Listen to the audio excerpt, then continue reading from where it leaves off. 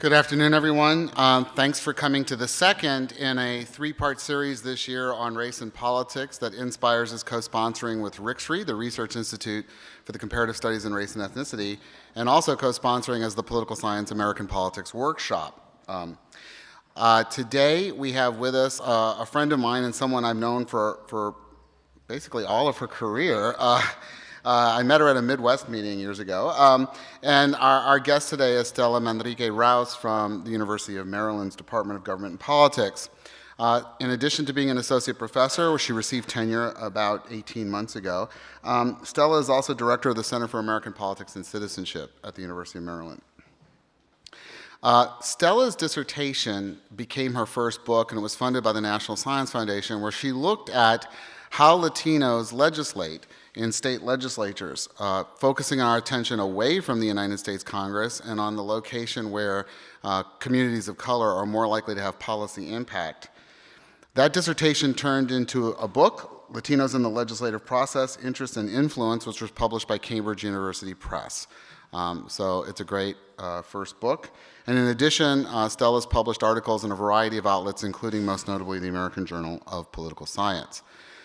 Stella's originally from Colombia. She immigrated to the United States at the age of 2, and she received her undergraduate and her doctoral degrees from LSU before starting her academic career in Maryland.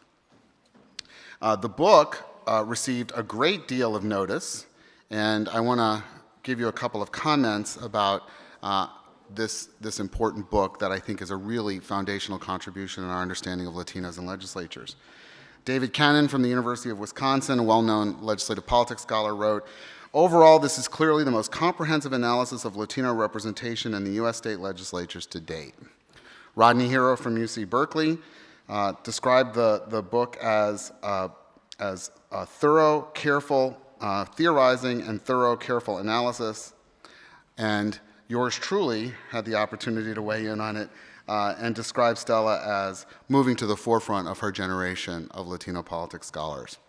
Today, she's moving beyond the book and beyond the study of immigration, though I can't imagine why you'd want to, given that that's what I'm interested in. But Stella's turning her attention to environmental politics, which, as some of you may be aware, my firm has spent a fair amount of time doing some research on environmental attitudes among Latinos, and that's what Stella's going to devote her attention to today. So her talk's entitled, "An Agenda Beyond Immigration, Latinos, Climate Change, and the 2016 Presidential Election." Please join me in welcoming Stella Rouse.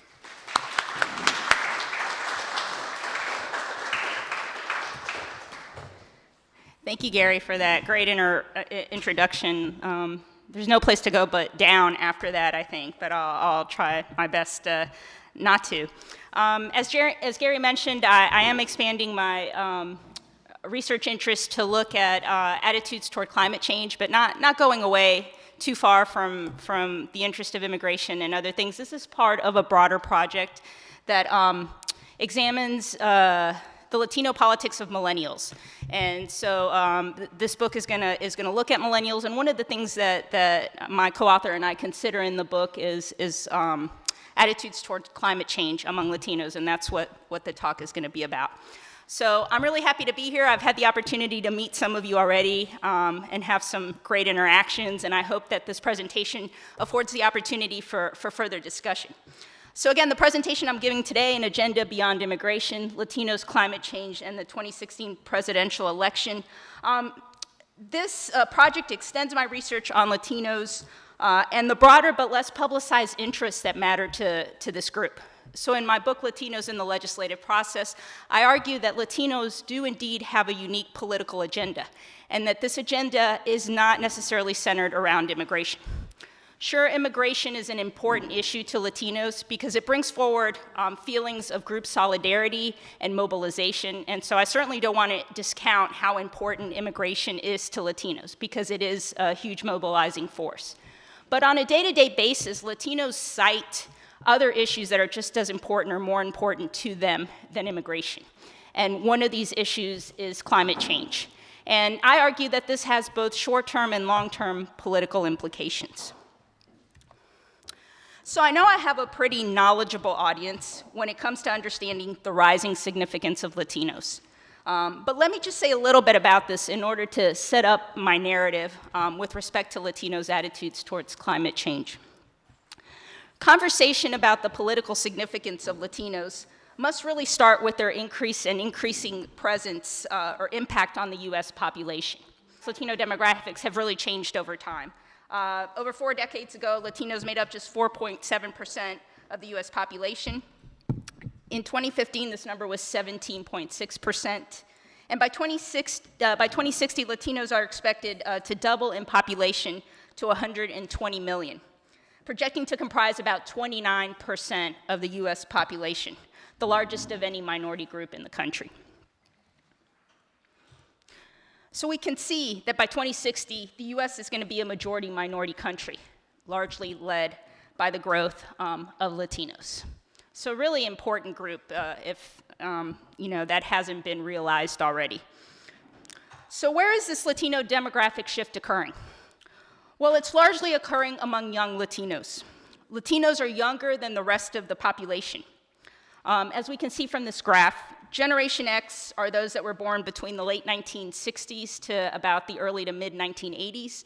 And Generation Y, or more commonly known as Millennials, were born between the mid 1980s to the early 2000s.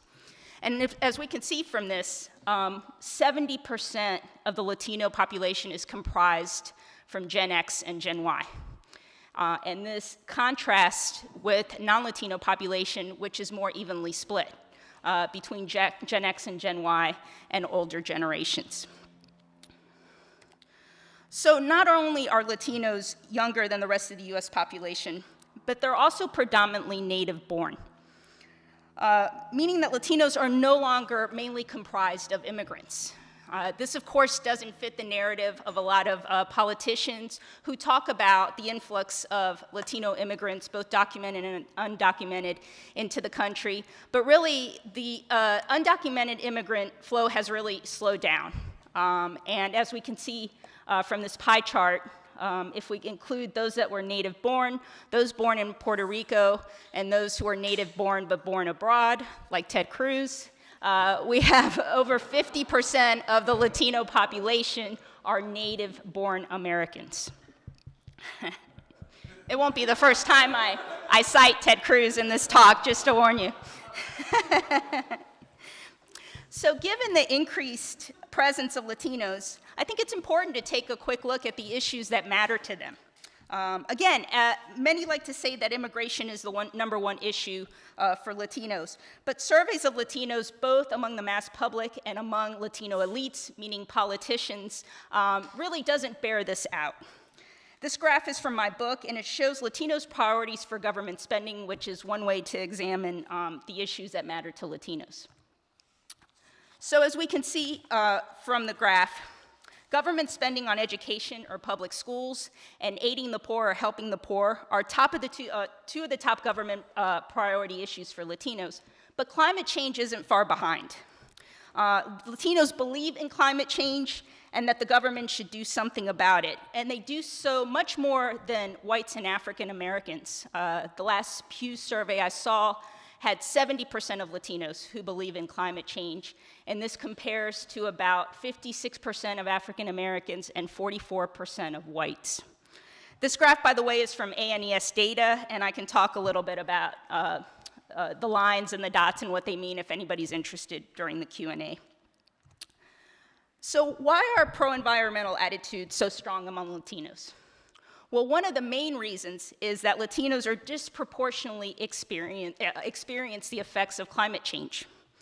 About 28 million Latinos live in states hardest hit by climate change, and that's Texas, California, and Florida. Over half of Latinos living in the US live in the most ozone-polluted cities in the country. Beyond that, Latinos account for about 75% of agricultural workers, who are very much disproportionately impacted by climate change due to drought and extreme heat. And if we want to look even beyond that, we look at Latino children. Latino children are disproportionately affected by asthma, which has been tied to climate change, pollution, issues of ozone problems. And even though they're most affected by this, disproportionately affected, they also are less likely to have insurance to deal with the chronic asthma problems that they have. So all these things contribute to what has commonly now been referred to in a lot of the literature as the climate gap. And the climate gap refers to the fact that minority populations are disproportionately bear the brunt of climate change, but that they are the least capable of populations to deal with the effects. Pope Francis recently talked about climate change in this respect, right? The idea of social justice, helping those that are disproportionately affected by climate change, first world nations stepping up and helping not only their own citizens that bear the brunt of climate change and can't deal with it, but first world countries helping third world countries who are really bearing the brunt of climate change. So we've heard about this kind of worldwide with the talks that Pope Francis has given, but we've heard less about it, I think, within the United States and the effect of climate change on Latinos. So millennials are also a group that is more likely to care about the issue of climate change. When asked if climate change is a serious problem, over half of millennials agreed with the statement, compared to just 38% of those that were 50 and older. 1 in every 5 millennials in the US are Latino. And oh, let me get to that in just the next slide. Sorry, I got ahead of myself. And so Latino millennials also care about the issue beyond just Latinos and millennials, obviously because they are comprised of those two groups. But also because, as I've already mentioned, they're disproportionately younger than the rest of the population. And what matters to millennials are issues of progressivism and social justice, and this plays out with Latino millennials as well. And as you can tell from the graph, 1 in every 5 millennials in the US are Latinos.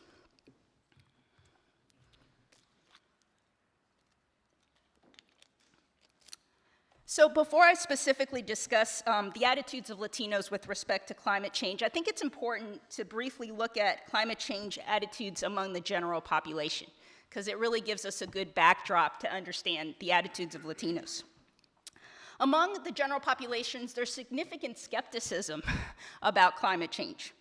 In fact, the number of concerned believers, as you see the line in red, those that attribute climate change to human actions and are worried about its effects, dropped from 2008 to 2010. And it's now ticked up a little bit again to 2006 levels, but it's still below 40%.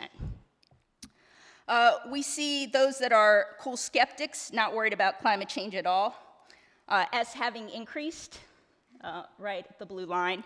And then the mixed middle, those who aren't sure whether climate change is occurring or if it's being caused by human activity, are in the middle of the believers and the cool skeptics.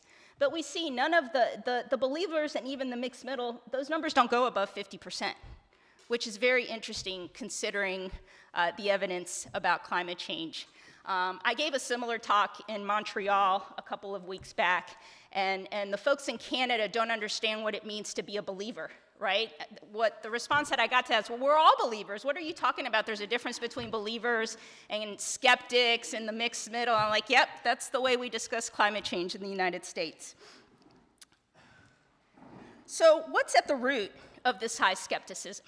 Well, there are a number of factors that I could probably spend hours talking about. And these factors have been put forward by a lot of different fields that have looked at climate change from different angles.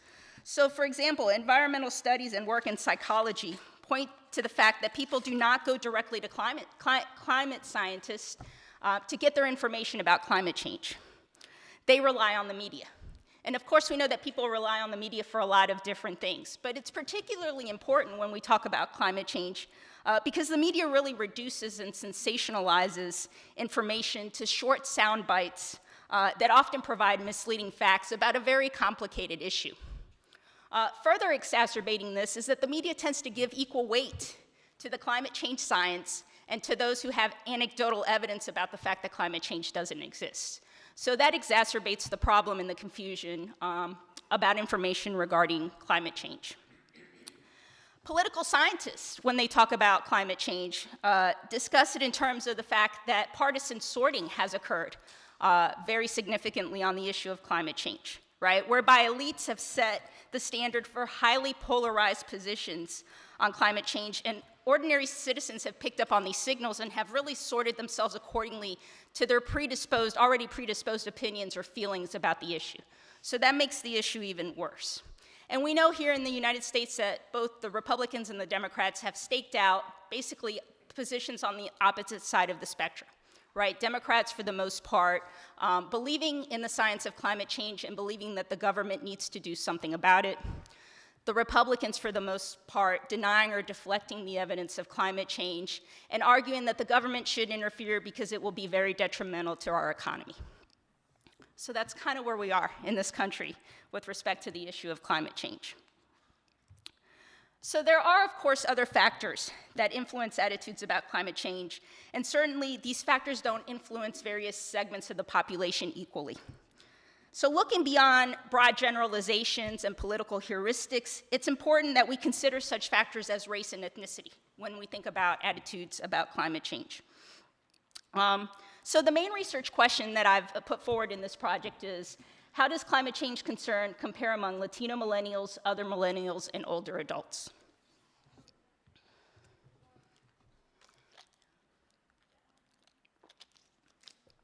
So to examine these questions with respect to ethnicity and age, I also consider three important factors that I think it's worth mentioning with respect to things that affect climate change attitudes that are important to include in any modeling of climate change attitude, and I just want to briefly talk about these. These influences, weather, worldview, and ideology, are also perpetuated by something that I've already mentioned, which is uncertainty, misinformation, and media bias. So it's hard to get away from that even when we talk about different factors that don't directly discuss issues about climate change. So the first of these influences is weather. And research has really shown that rising temperatures, winter warming or hot weather events, as well as having proximity to the coast or living close to the coast, are associated with climate change attitudes. People often cite weather-related factors when they form their opinions about climate change. They'll say, oh, it was really hot this winter, right? Or it was extremely hot this summer. I've never felt a summer this hot. Therefore, that's what sort of guides someone's opinion on climate change. And so I have a measure of weather in the models that I run. And the weather is measured as a temperature anomaly for the respondent's location, reported as a longitude and latitude of the location matched to NOAA climatology data for the most recent time, which was the winter of 2014 and the spring of 2015. And that temperature data is matched to a baseline data that NOAA has for 1980 to 2010. So anomalies in those temperatures are recorded, and that was put in the models of measuring climate change attitudes. The second of these is worldview, and a lot of research in sociology and other fields talk about the influence of worldview toward attitudes about climate change. And so under limited knowledge about climate change, people rely on their values to form opinions. These values include what is known as worldviews, which are deeply held beliefs regarding thoughts about society and the role of government, the role that government should play in society. Whether the government should intervene, right, to make society better, the idea of a collectivist culture, the fact that we're all in this together as a society. Or the idea that the government should leave people alone, right, not interfere, have a laissez-faire, hands-off policy toward helping people and let people fend off for themselves. So this variable in the model is a factor score based on 5 questions that try to gauge or measure the idea of collectivist culture. And they have to do with government spending, expenses toward health care, who should provide health care coverage, whether it should be government provided or not, attitudes toward immigration, and attitudes toward solving international conflicts. And I can talk a little bit about each of these measures. I have a graph at the end of the presentation that shows the factor loading scores, but this is how we capture worldview in the models. And then finally, ideology or political orientation, which I've already alluded to. People obviously rely on this to process information or as an information shortcut. Climate change has become such a wedge issue in this country across both parties. A person's political orientation certainly helps guide their attitudes toward climate change, especially when they take cues from elite folks, politicians, on how to guide their already preconceived notions. And so a dummy variable is included for self-identification as a Democrat in the model, because Democrats are those that certainly are more positive or provide strong support for climate change. Okay, so just briefly, I want to talk about some of the other variables that are included in the model that are predicted to affect climate change. These include being a born-again Christian, which is an important thing to measure. Religious beliefs underpinning born-again Christianity often compete with environmentalism and climate change. Many born-again Christians believe that concerns about the climate represent sort of a false piety in which we are worshiping the earth rather than worshiping what really counts, which is the soul and eternal salvation.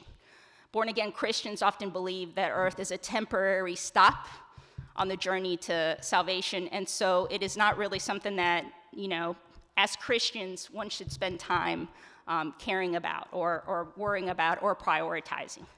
So definitely research has shown that born-again Christians do not believe in climate change and do not believe in the effects of human activity toward climate change. So definitely the expectation here is that born-again Christianity is going to have a negative relationship toward climate change attitudes. Political engagement is also an important factor. Research has shown those that are more politically engaged actually seek out understanding of the complexities of the issue and are more likely to have favorable opinions about climate change. And then I control for a number of other factors that I believe are going to have an effect on climate change.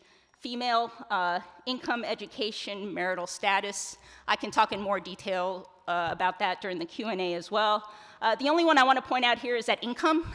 There's been mixed research on the predicted effects of income on climate change attitudes. Some people argue that those that are better off care more about the environment. They have time to care more about the environment. They have the resources to care more about the environment. But more research has actually shown that those that are not as well off, because of the issue of social justice and climate change affecting minority populations, that it's actually people who are not as well off that are more likely to believe in climate change.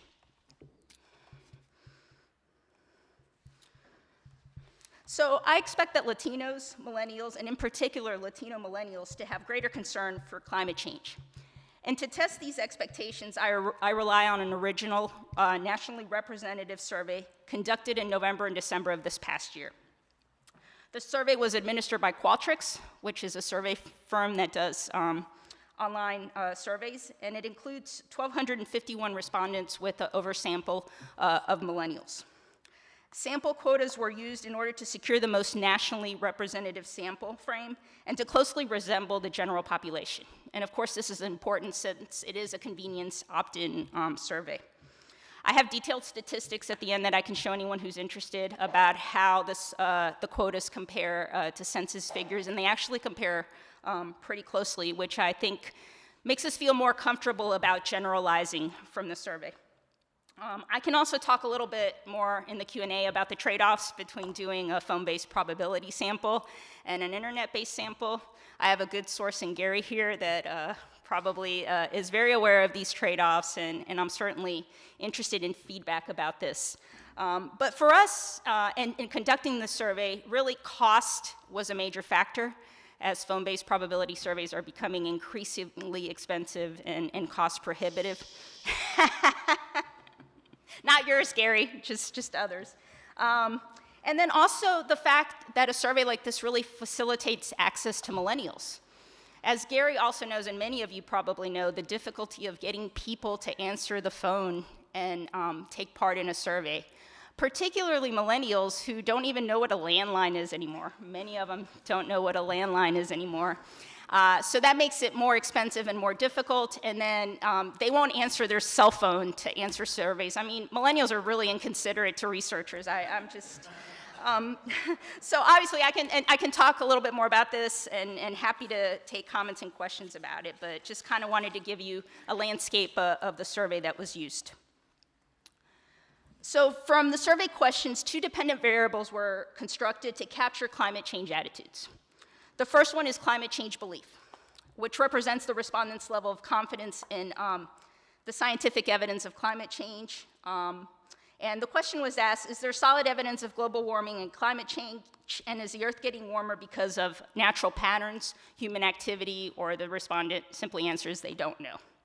And so that from this question, 3 categories were created to basically match what I talked about earlier in the survey of skeptics, doubters, and believers, right? So a skeptic is somebody who believes there's no evidence of climate change or that climate change is occurring.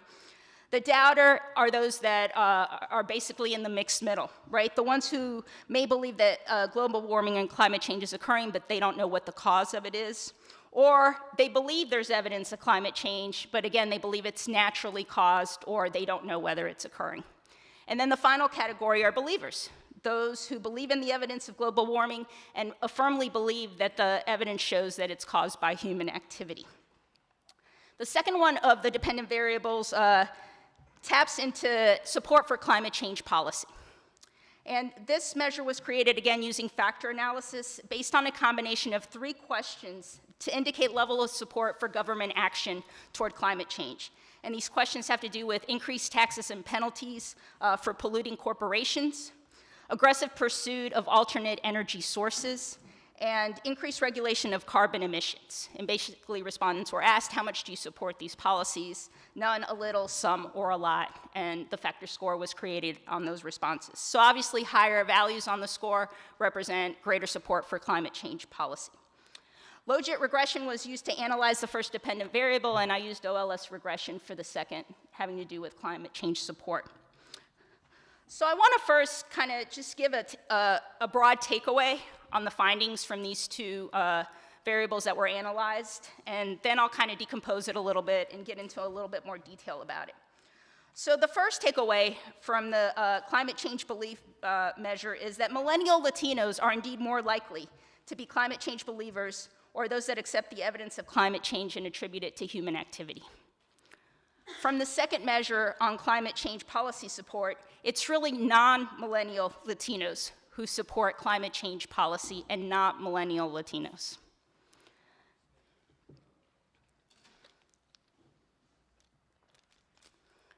So let me just talk about this in a little more detail. First, let's look at climate change belief.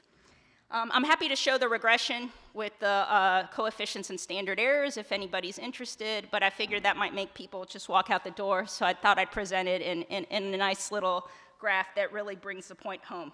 So this really shows that Latino millennials are more likely to be climate change believers, and they have a 45% likelihood of being climate change believers, compared to non-millennial Latinos who have a 30% chance of likelihood of being climate change believers.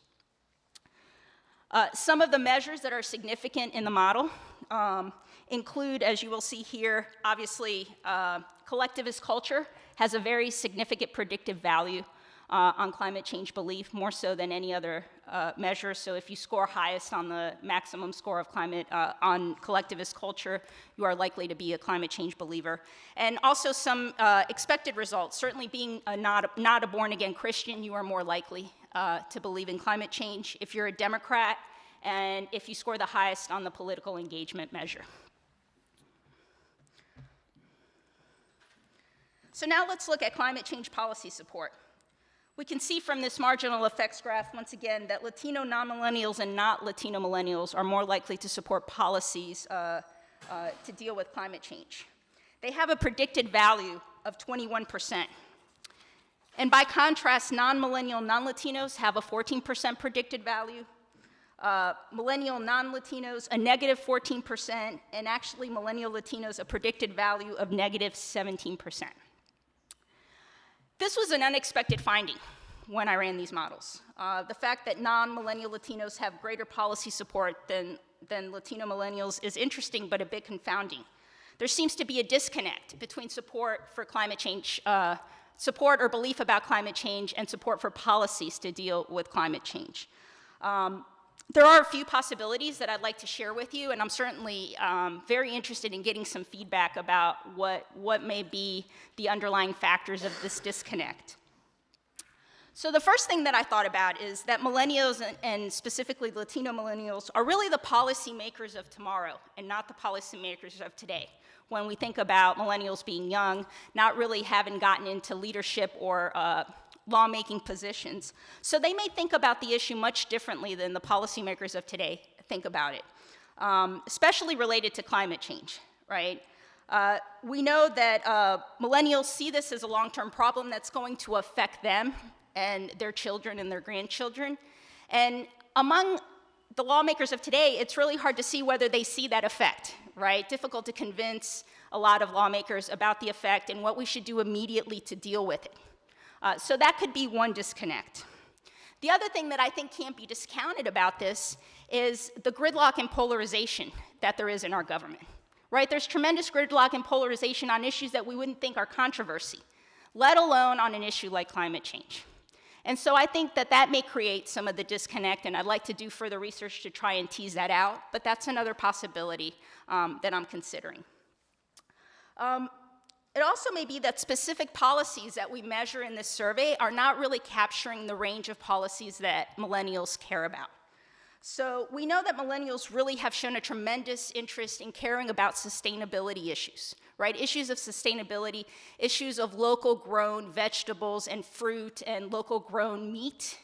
And these are not questions that we asked about in this survey. So the question is, if we expand our range of possibilities for climate change policies, would the results change about what policy changes millennials care about?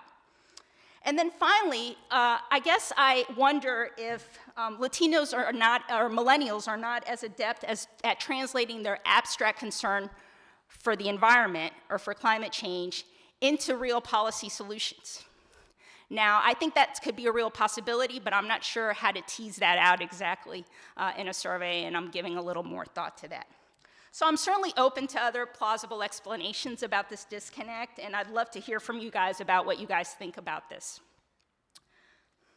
So just briefly, I want to turn to talking about the potential implications of Latino and Latino millennial climate change attitudes on the 2016 presidential election. Here's a poll by Latino Decisions, and I swear I didn't do this to plug Gary in any way, shape, or form. I use his data all the time, or LD's data. This poll was conducted in 2015, and it shows the likelihood of Latinos voting for a candidate who prioritizes the environment. And I know those numbers are hard to read, but just take a look at the dark blue and the light blue. And what that shows is that over 2/3 of Latinos say they would be much more likely or somewhat more likely to support a pro-environmental candidate. This slide here, I think Latino Decisions also had something to do with this in collaboration with Earth Justice. I might be wrong about that, but I don't think so. So this shows the ranking of issues of importance to Latinos for picking a president or for Congress to address. And while these issues are obviously skewed a little bit to a lot of climate change policies, we can see where they rank for Latinos in relation to immigration reform, in relation to terrorism, and in relation to increasing the minimum wage, which are issues that we all know that Latinos care about. But this, I think, just emphasizes the fact that Latinos really care about policies having to do with the environment. So given the importance of climate change to Latinos, which I hope I've convinced you of if you weren't convinced already, it's important to kind of maybe take a look at where the 2016 presidential candidates stand on the issue.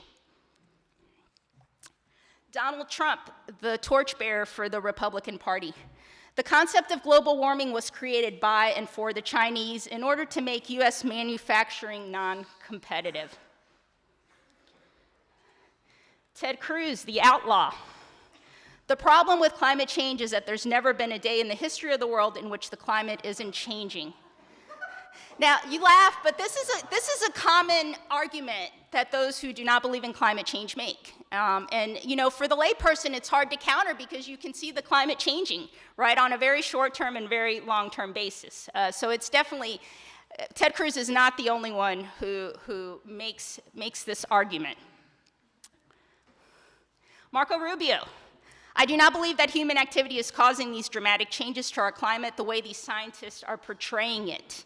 Again, a pretty common argument made by those who do not believe in climate change, sort of the fact that scientists are exaggerating the findings that they've, from the studies that they've conducted. And then finally, John Kasich, who I call the contrarian of the bunch. I'm a believer, my goodness, I'm a Republican. I happen to believe there is a problem with climate change. And you can almost sense in the tone of this quote his apologetic nature to sort of going against the common rhetoric that you hear from the Republican Party. So I thought that was pretty interesting. And may explain his position in the current GOP primaries to a large extent.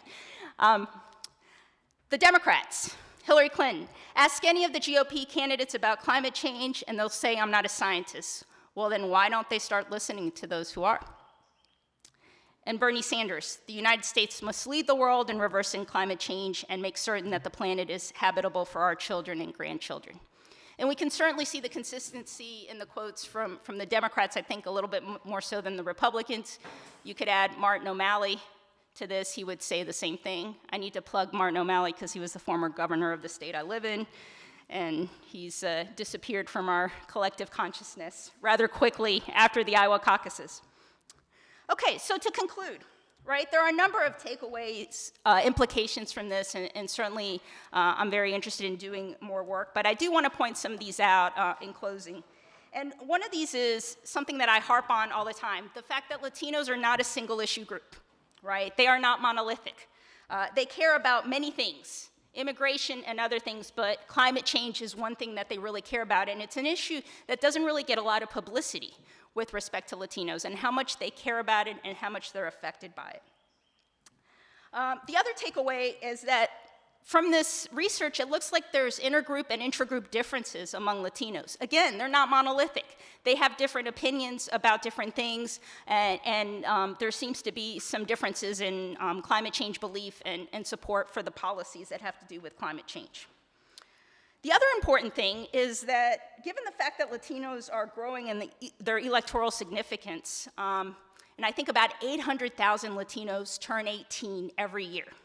So the potential voting block there is tremendous, right? And I've already shown how most of them are native-born and not foreign-born. So they're really somebody that both political parties should listen to and should target more specifically on the issues that Latinos care about. Not just broadly, oh, we need to do something about the economy, we need to do something about jobs, about healthcare. No, there are specific issues and in specific ways that you can target Latinos, and neither party does a great job of doing this.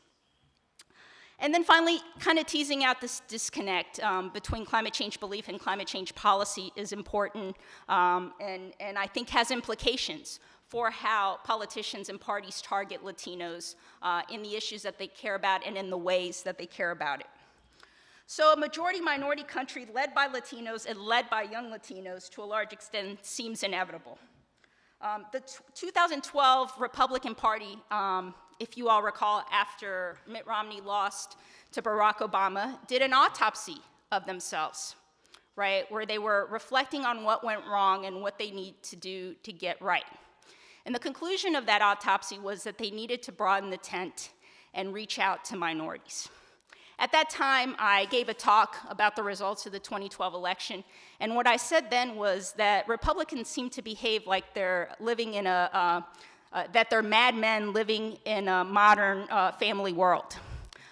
Now I turn to 2016, and I'm not sure what new phrase or what new TV shows to sort of draw from to kind of say what world they're living in with respect to their outreach to Latinos. But it's certainly something that I think they need to address moving forward. I don't know how the party will do that given the current environment and what the 2016 presidential election will bring. But certainly climate change should be an issue that guides those conversations for both parties for reaching out to Latinos. And with that, thank you for listening. I'll turn it over to you guys for questions, comments, anything you may have. Thank you.